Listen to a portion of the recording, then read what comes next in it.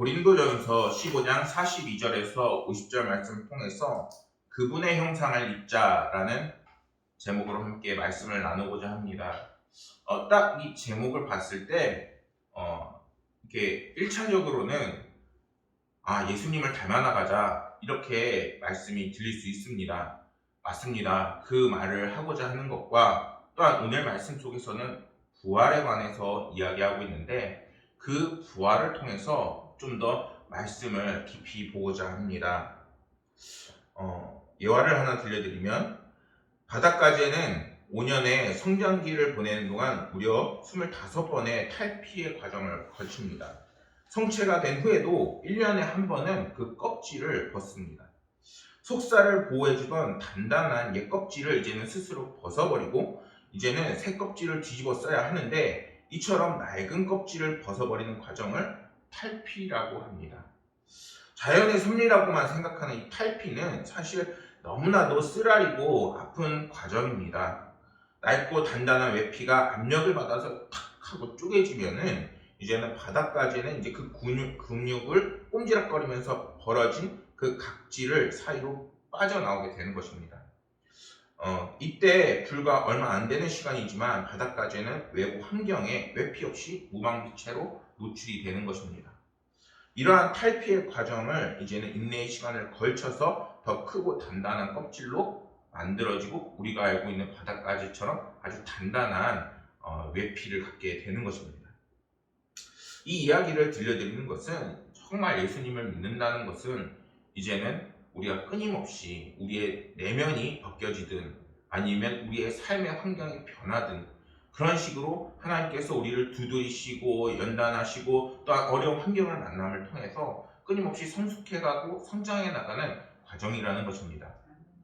오늘 말씀에서도 이 부활에 관해서 말씀하지만 이 부활이 단순히 예수님께서 살아나셨다 이런 것을 의미하는 1차적인 의미도 있지만 이제는 그 부활의 의미를 통해서 정말 우리가 그 부활의 신앙을 갖는 신앙이 돼야 된다는 것을 말하고 있는 것입니다. 사도 바울은 이 부활에 대해서 어떻게 얘기하느냐? 썩어지지 아니하며 다시 사는 것이라고 이야기합니다. 사실 이게 믿겨지나요? 왜냐하면 이 말씀을 묵상하는데 잘 믿겨지지 않는 거예요. 아니 예수님을 우리가 신앙을 모르는 것도 아니고 지금 계속 가지고 있는데 물론 이제 영생이라고 표현하면 잘 이해가 되는 부분이긴 해요. 그렇지만 우리가 하나님께서 함께 하심으로 이제는 예수 그리스도를 믿음으로 이제는 우리가 거듭나서 이제 부활의 자녀가 돼서 이제는 썩어지지 아니하고 다시 산다라고 얘기하는데 생각보다 우리의 현실은 그것이 잘 체감이 되지 않는 삶을 살고 있다는 것입니다. 성경이 말하는 부활은 정말 썩어지지 않고 이제는 썩지 않는 영원한 것을 말하고 있는 것입니다. 그러한 의미에서 부활은 하나님의 무엇을 나타내고 있느냐? 바로 창조 질서의 회복을 이야기하고 있는 것입니다. 지금의 사람에게는 수명이 있고 이제는 그 마지막 때를 향해 나아가지만 이제는 아담이 범죄하기 전인 정말 하나님과 함께하며 에덴 동산에서 살아가던 정말 수명이 없던 그런 상태를 이제는 회복하게 될 것이다 라고 이야기하는 것입니다. 그렇다면 우리 인류에게는 죽음이 언제 들어오게 된 것일까요? 그것은 창세기 3장 19절 말씀은 보면은 너는 흙이니 흐르고 돌아갈 것이라 하시니라 이러한 말씀이 있습니다. 하나님의 말씀을 이제는 통해서 우리가 이전에는 하나님께서 흙으로 우리를 빚으시고 그 안에 생기를 넣으셔서 이제는 생명이 된 것처럼 이제는 그 사람이 이제는 너희가 흙이었기 때문에 흙으로 돌아가게 될 것이다 라는 이 하나님의 말씀이 있기 전에는 우리가 하나님과 끈끈한 관계 그리고 이제는 예수 그리스도가 없어도 하나님과 함께했던 그 관계였다는 것입니다. 그럴 때에는 수명이 없었어요. 그런데 이제는 우리 가운데 죄가 생겨나게 되고 하나님과 단절이 되면서 이제는 우리 가운데에 영원한 그 생명을 잃어버리게 됐다는 것입니다. 또한 죄는 우리에게 죽음과 부패뿐만 아니라 이제는 하나님의 창조 질서도 어지럽히는 굉장히 악독한 정말 해결해야 되는 큰 문제인 것입니다. 로마서 8장 22절 말씀을 보면은 피조물이 다 이제까지 함께 탄식하며 함께 고통을 겪고 있는 것을 우리가 아느니라 라고 말씀합니다. 그러니까 이제는 죄가 단순히 우리 가운데 우리의 삶만 변화시키는 악독한 것이 아니라 이제는 하나님의 창조 질서와 환경마저도 영향을 끼치는 아주 크고 무서운 것이라는 것입니다. 이렇게 죄로 인해 질서가 무너지고 고통받는 우리에게 하나님께서는 예수 그리스도를 보내셔서 이제는 회복과 부활과 영생의 은혜를 우리에게 예배해 놓으신 것입니다. 이제는 하나님께서 오늘 말씀에서는 그것을 부활의 때라고 표현하고 계십니다. 오늘 말씀에서는 부활을 이렇게 표현합니다. 썩을 것으로 심고 썩지 아니할 것으로 다시 살아나며, 우리에게는 우리의 삶을 보면은 생각보다 내가 거룩하다 아니면 내가 깨끗하다 이렇게 스스로 생각한다면은 굉장히 창피하고 부끄러운 것입니다. 왜냐하면은 그 기준이 잘못되어 있기 때문입니다. 만약에 우리의 기준이 이제는 예수 그리스도와 비교하고 하나님의 말씀에 대조해서 우리의 삶을 돌아본다면은 우리는 정말 끊임없이 매일매일 악한 마음 또한 죄를 너무나도 쉽게 지는 존재라는 것입니다.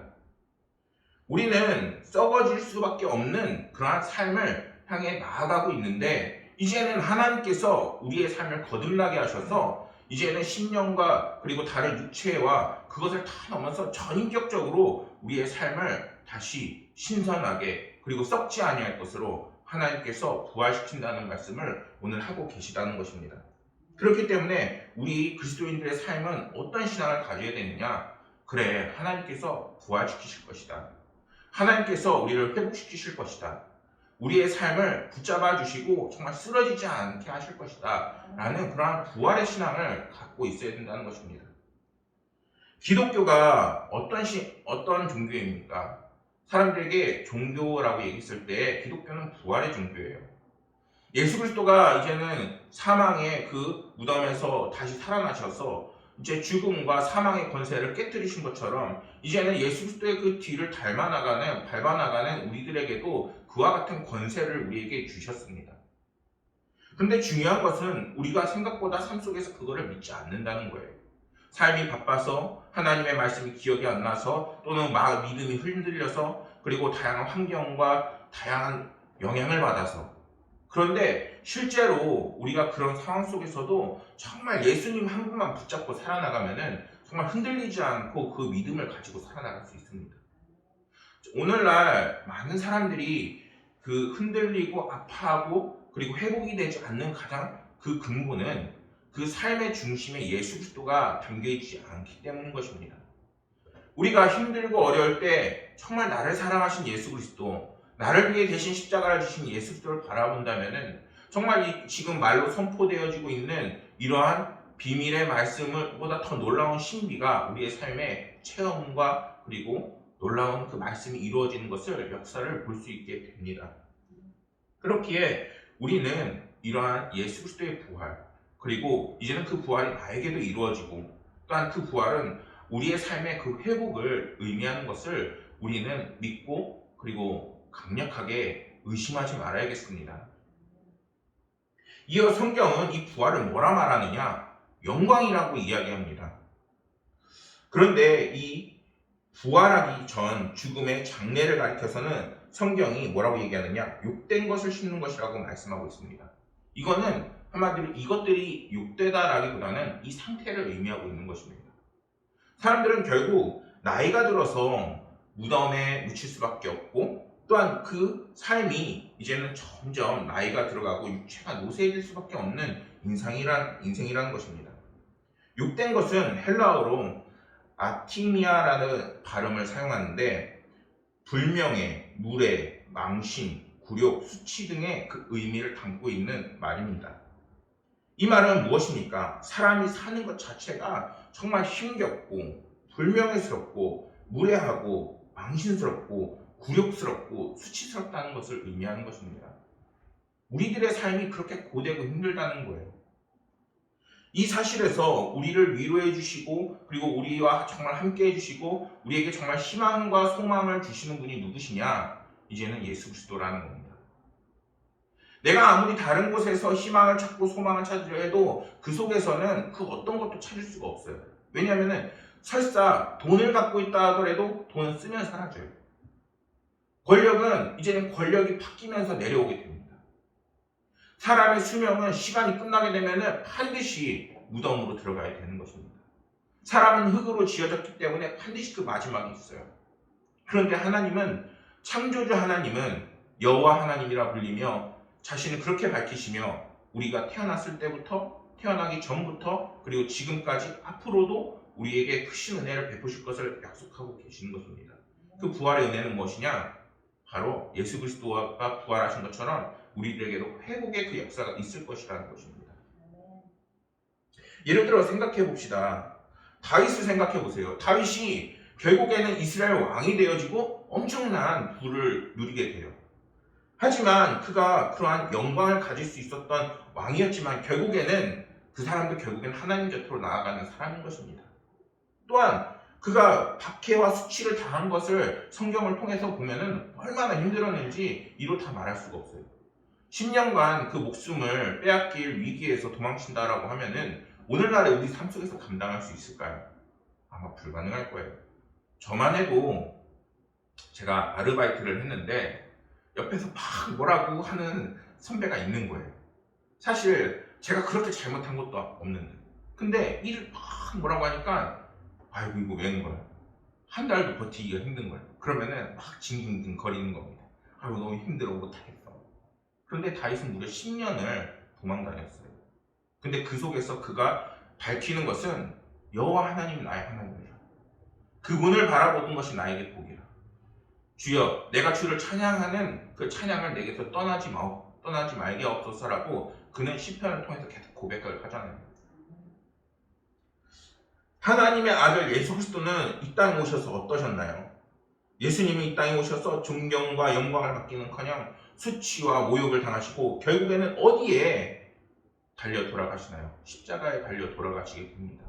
하지만 하나님께서는 그 십자가를 이제는 수치가 아니라 우리를 회복시키시고 오늘날에 그것을 믿고 따라나가는 그 상징으로 바꾸셨습니다.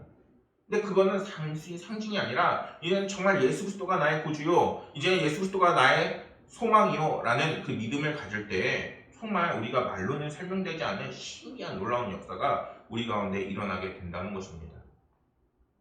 그것이 이제는 예수 그리스도를 믿음으로 나타나는 또 하나의 부활이라는 것입니다. 근데 그 부활은 단순히 거기서 그치는 게 아니에요. 이 부활은 우리가 신앙의 삶의 마지막에 갈 때까지도 유지돼야 하고 그 이후에도 이제는 영생으로 바뀌게 되는 놀라운 은혜의 창구인 것입니다. 여러분들이 힘들고 좌절되고 어려울 때 정말 낙심할 것이 없을 것은 하나님께서 죽음까지도 책임지시는 분이시라는 겁니다. 어떻게 보면은 죽음이 우리에게 잘 와닿지 않을 수가 있어요. 그런데 하나님께 우리 인생에서 가장 맛볼 수 있는 가장 마지막은 결국 죽음인 것입니다.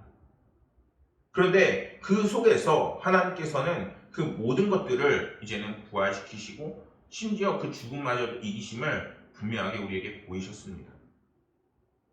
다른 사람은 돌을 닦는다고, 어떤 사람들은 선한 일을 많이 한다고 그런 회복과 은혜를 누릴 수 있는 것이 아닙니다.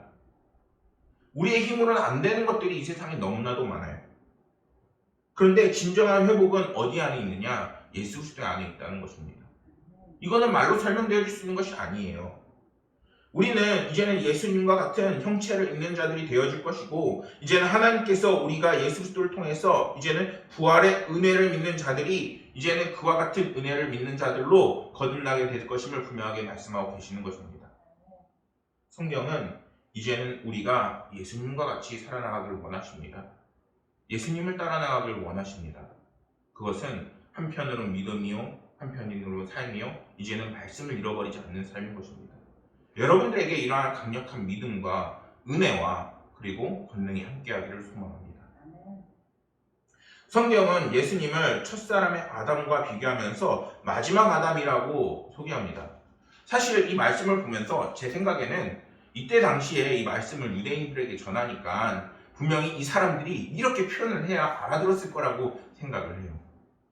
그들은 성경을 많이 알고 있었기 때문에 이러한 표현을 통해서 더 직접적으로 현실감 있게 체감을 했을 거라는 겁니다. 이 말은 예수님께서 사람으로 오셨다는 것입니다. 그런데 첫사람 아담은 사실 성경에서 뭐라고 하느냐, 산 영이 되었다고 말씀합니다. 창세기 2장 7절 말씀을 보면은 우리가 잘 알고 있는 여호와 하나님이 땅의 흙으로 사람을 지으시고 생기를 그 코에 불어넣으시니 사람이 생명이 되니라 라고 말씀을 합니다. 아담을 비롯해서 모든 하나님께 육체의 그 은혜를 받은 모든 영혼들은 이제는 생기를 불어넣으셔서 생명이 된 존재들인 것입니다. 하지만 하나님께서는 그것과 다르게 정말 우리에게 그 이름을 믿기만 하면은 그 모든 산 영을 회복시키시는 분을 보내셨습니다.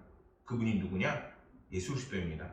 성경에서 보면은 살려주는 영이 되셨다라고 말씀하고 있습니다. 이 말씀은 예수님은 하나님의 생기를 불어넣으셔서 생명이 되는 존재가 아니라 이제는 그분이 창조주시오, 이제는 우리에게 예수 그리스도를 그 믿는 이름으로 권능을 베푸시는 놀라우신 하나님이시라는 것입니다. 요한복음 20장 22절 말씀을 보면은 이 말씀을 하시고 그들을 향하사 숨을 내쉬며 이르시되 성령을 받으라 라고 말씀합니다. 성령을 받으라. 주님이 부활하신 후에 예수님께서 그들에게 찾아가셔서 하신 이 말씀은 이제는 예수님을 통해서 우리 가운데 무엇이 오신다? 성령님이 오신다는 것입니다. 그러니까 청년들이나 지금 이제 한 청년을 알고 있는데 지금도 많이 어려움을 겪고 있는 청년이 있습니다. 제가 그 청년에게 뭐라고 얘기하느냐, 너의 삶이 어려울 때 예수님을 보라라고 끊임없이 얘기합니다. 제 친구 중에 한 명은 지금 사역을 거의 내려놓다시피 했어요. 왜 사역을 내려놨냐면 자기가 사역해도 막 부응하지 않는다는 거예요. 사역을 해도 힘만 들고 어렵다는 거예요. 그래서 저는 은혜 받은 자로서 그 친구한테 이렇게 권유를 했습니다. 예수님의 이름을 불러라. 우리가 알지 못하는 놀랍고 신비한 은혜가 예수 그리스도의 그 이름 안에 있다. 복음을 믿어라. 삶이 회복되길 원하십니까? 힘과 능력을 받기 원하십니까? 여러분들에게 능력이 생기길 원하십니까? 예수 그리스도의 이름을 다시 한번 찾으세요.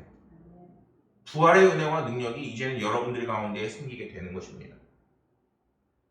로마서 1장 4절 말씀에서는 이렇게 말합니다. 성결한 영으로는 죽은 자들 가운데서 부활하사 능력으로 하나님의 아들을 선포되셨으니 곧 우리 주 예수 그리스도시니라. 성경은 끊임없이 예수 그리스도가 누구냐라고 말하고 있어요. 하나님의 아들이요 하나님이시여 우리에게 그 능력과 은혜를 베푸시는 분이라 성경은 끊임없이 증언하고 있습니다. 그런데 우리의 삶은 어떤가요? 우리의 삶은 그 이름을 부르기는커녕 바빠서 힘들어서 라고 이야기하고 있다는 것입니다. 사랑하는 여러분, 주님의 이름을 부르세요.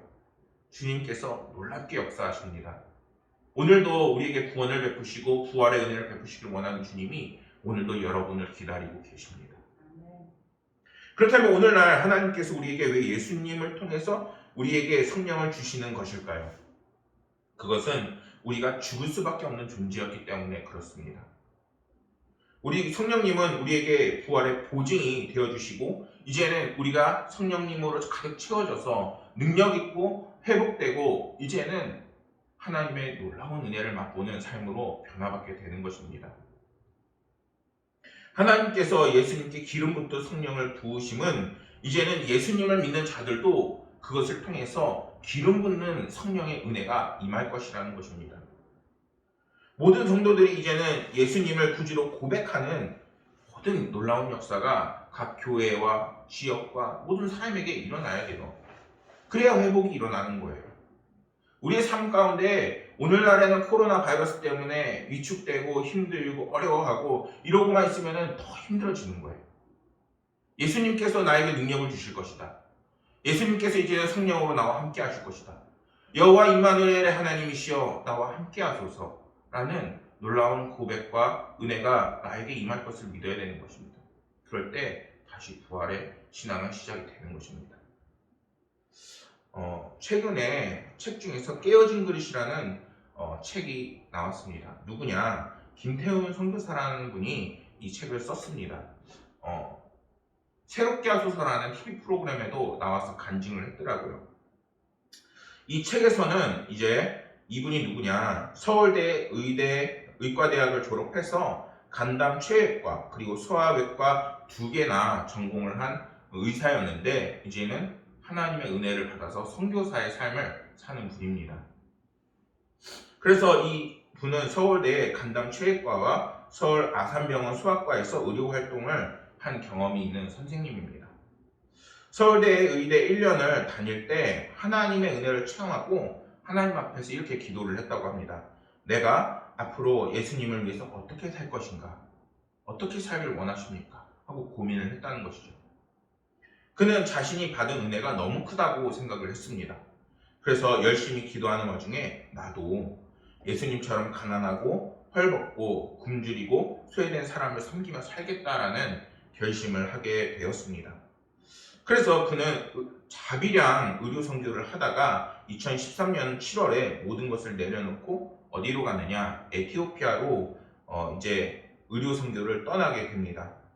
그런데 1년쯤 지나고 나서 이제 에티오피아에 막 선교 활동을 막 활발하게 하고 있는데 갑자기 다리에 통증이 왔다고 합니다.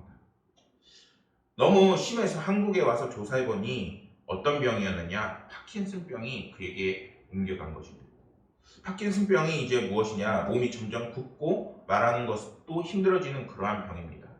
사실 새롭게 하소서를 이렇게 가만히 봤는데 실제로 입술이 잘 안 움직이더라고요. 이렇게 해서 더듬 말하고. 그래서 그때 김태훈 선교사는 어떻게 했느냐? 하나님 앞에 엎드려 눈물로 기도했다고 합니다. 그때 어떤 말씀을 읽었느냐? 시편 17편을 묵상하는데 이렇게 기도를 했다고 합니다. 하나님, 저는 깨어진 그릇 같아요. 하나님께서 쓰시지 못하는 그릇이요. 이렇게 기도를 했다고 합니다. 그러자 하나님께서는 그에게 이렇게 응답하셨습니다. 내 깨어짐 때문에 내가 너를 택했고 작지만 너를 드린 내 마음을 받았으니 가던 발걸음을 계속 가라. 내 깨어짐 때문에 내가 십자가에 달렸단다. 이렇게 말씀했다는 것입니다. 하나님께서는 이제는 하나님을 찾는 자에게 반드시 응답하시고 그 삶이 회복될 수 있도록 반드시 이끄신다는 것입니다. 세상은 어떻게 해서든 여러분들의 삶을 끌어내리고 하나님과 멀어지게 하고 또한 좌절시키고 힘들게 하지만 하나님을 의지할 때 하나님께서는 다시 일어날 수 있는 힘을 더해 주시는 것입니다. 사실 이 파킨슨병이 막 나았지는 않았어요. 오히려 그때 맨 처음에 걸리기 전에 상태보다 분명히 상태가 나빠졌지만 그 상태가 더뎌지고 선교 사역을 놓지 않는 그 모습을 보게 되었습니다. 그가 그곳에서 에티오피아에서 1년 정도 선교할 때쯤 가장 안타까운 일은 무엇이었느냐? 아이들이 선천성 심장 질병을 알아서 수술을 해야 되는데 수술할 곳이 없었다는 것입니다. 그러니까 하나님께 어떻게 해야 하느냐? 아까운 많은 생명들이 죽어가고 있는데 물론 당장에 뭔가 생긴 것은 아니지만 5년 만에 심장병 수술하는 팀이 구축되어지고 이제는 에티오피아에서 어린이 심장병 수술을 할 수 있는 상황이 펼쳐지게 된 것입니다. 김태훈 선교사는 이렇게 말합니다. 하나님께서 메스를 가져가고 복음을 내게 쥐어주신 것 같습니다. 저의 안위는 하나님 손에 있기에 에티오피아의 평화를 위해 기도하고 싶습니다. 그곳에 있게 해주신 것을 감사할 뿐입니다. 파킨슨병에 걸리고 그리고 정말 그 속에서 많은 죽음과 어려움을 겪는데 그는 어떻게 이렇게 놀라운 은혜와 그리고 선한 영향력을 끼칠 수 있는 걸까요? 그것은 그 사람 마음 가운데에 그와 함께 하시는 주님 그리고 놀라운 은혜와 능력을 베푸시는 주님이 함께하고 계시다는 것입니다. 사랑하는 여러분, 오늘 말씀에서 흙 속에 있는 자들과 저 흙 속에 있는 자들 그리고 하늘에 속한 자들과 저 하늘에 속한 자들의 그 대조를 이루면서 말씀은 전하고 있습니다. 이 말씀은 우리가 이제는 아담의 후손이 아니라 하늘에 속한 예수 그리스도의 그런 후손과 자손이 이제는 그 믿음으로 해서 이루어진다는 것을 말하고 있는 것입니다.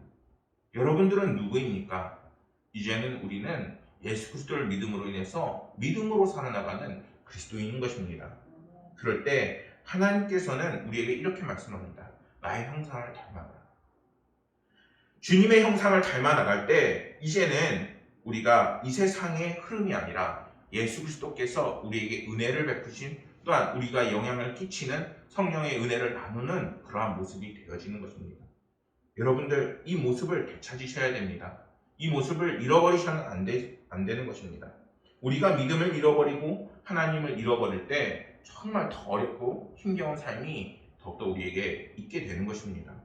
그렇다면 우리의 삶은 어떻게 해야 될까요? 이러한 의미에서 우리의 삶은 삶과 영과 몸이 이제는 그 형상이 이제는 예수 그리스도를 닮아나가는 삶이 되어야 되는 것입니다. 표준 세번역으로 오늘 함께 읽었던 고린도전서 15장 49절 말씀을 보면은 우리가 흙으로 빚은 그 사람의 형상을 입는 것 같이 또한 하늘에 속한 그분의 형상을 입는 것이라 이렇게 말씀합니다. 그분의 형상을 입으라는 거예요. 그러니까 우리가 더욱더 주님의 그 믿음을 잃어버리지 않고 말씀을 따라 그리고 그 말씀이 나에게 삶에 어떻게 적용이 될까 하는 그 삶을 정말 우리가 절실히 고민해가면서 살아야 한다는 것입니다. 사랑하는 여러분, 빌립보서 3장 21절은 이렇게 말씀합니다. 그는 만물을 자기에게 복종하게 하실 수 있는 자의 역사로 우리의 낮은 몸을 자기의 영광의 몸의 형체같이 변하게 하시리라. 그럴 때 이제는 하나님의 영광을 비추는 이제는 놀라운 은혜를 끼치는 선한 영향력을 펼치는 그러한 사람이 되어진다는 것입니다. 이제는 그 믿음을 다잡으시길 소망합니다. 부활의 신앙이 이제는 우리 가운데 있기를 소망합니다. 그럴 때 하나님께서는 우리 가운데 연약했던 부분들을 강하게 하시고 이제는 능력이 없던 나에게 능력을 주시고 그리고 놀라운 부활의 역사를 우리 가운데 펼쳐주시고 영광의 그 형체를 우리를 통해서 드러나게 하실 것입니다. 그러한 믿음으로 우리가 매 순간 주님을 바라보는 승리를 맛보시길 소망하겠습니다. 기도하시겠습니다. 하나님 아버지, 이제는 우리가 더욱더 주님을 바라보고 주님의 모습을 닮아나가고 주님의 그 부활의 그 신앙을 믿는 그리스도인들이 되게 하여 주옵소서. 우리가 시간이 지나면 교회를 떠나면 말씀을 잃어버리고 정말 그 믿음을 너무나도 쉽게 기억하지 못할 때가 많습니다. 이제는 그 말씀이 우리 가운데에 더욱더 깊숙이 박혀 잊혀지지 않게 하시고 더욱더 주님을 닮아나가고 주님의 그 말씀을 따라 고민해가면서